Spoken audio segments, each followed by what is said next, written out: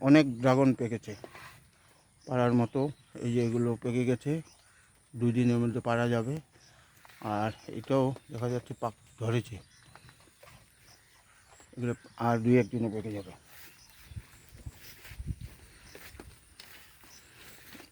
এটা পাড়া যাবে আজকেই, এগুলো নেওয়া যাবে। এটা পাকবে। আবার এই যে নতুন ফুল এসছে, এটা পাকবে।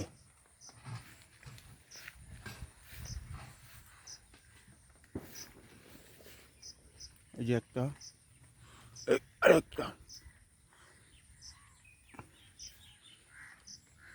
এদের ড্রাগন পেকে গেছে, তুলার মতো হয়েছে।